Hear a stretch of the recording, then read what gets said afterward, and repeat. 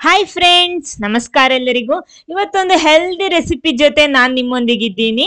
ನೇಂದ್ರ ಬಾಳೆಹಣ್ಣಲ್ಲಿ ಮಾಡ್ತಾ ಇರೋದು. ಇದು ಮಕ್ಳಿಗಂತೂ ತುಂಬಾ ಒಳ್ಳೇದು, ಯಾರಿಗೆ ಬೇಕಿದ್ರು ತಿನ್ಬಹುದು.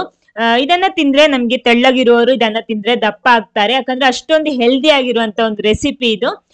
ಆಮೇಲೆ ಇದು ಬ್ರೇಕ್ಫಾಸ್ಟ್ ಆಗಿ ಉಪಯೋಗಿಸಬಹುದು, ಮಕ್ಕಳ ಟಿಫಿನ್ ಬಾಕ್ಸಿಗೆಲ್ಲ ಕೊಡ್ಬೋದು. ಇದು ಮಾಡಿಕೊಟ್ರೆ ತುಂಬಾ ಇಷ್ಟಪಟ್ಟು ತಿಂತಾರೆ ಅವರು.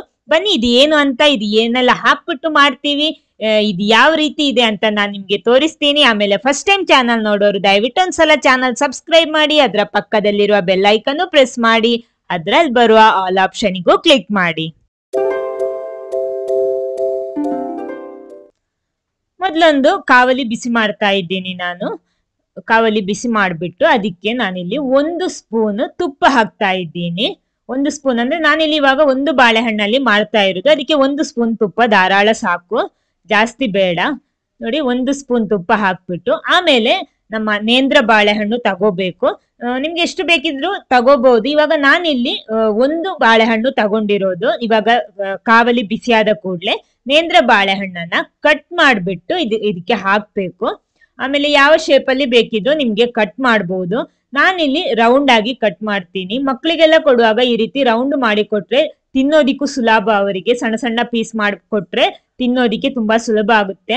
ಆಮೇಲೆ ಉದ್ದಕ್ಕೆ ಬೇಕಿರೋ ನಿಮ್ಗೆ ಕಟ್ ಮಾಡ್ಬೋದು. ನೋಡಿ, ಈ ರೀತಿ ಕಟ್ ಮಾಡ್ಬಿಟ್ಟು ಅದಕ್ಕೆ ಹಾಕ್ತಾ ಇದ್ದೀನಿ ನಾನು.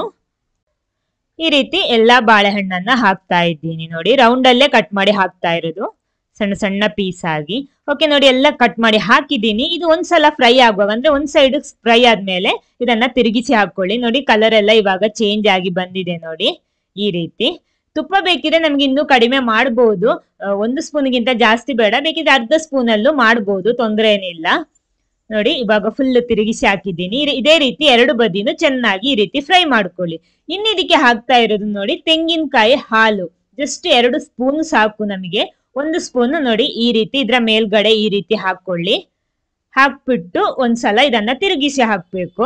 ತಿರುಗಿಸಿ ಹಾಕಿದ್ಮೇಲೆ ಪುನಃ 1 ಸ್ಪೂನ್ ಹಾಕೊಂಡ್ರೆ ಸಾಕು. ಇಲ್ಲಿ ತೆಂಗಿನಕಾಯಿ ಹಾಲು ತಗೊಳ್ಳಿಕ್ಕೆ ತುಂಬಾ ಸುಲಭ ಇದೆ, ಏನಿಲ್ಲ ಅಂದ್ರೆ ನಮ್ಗೆ ಜಸ್ಟ್ 2 ಸ್ಪೂನ್ ಬೇಕಾಗಿರೋದು, ದಪ್ಪ ಹಾಲು ಬೇಕಾಗಿರೋದು.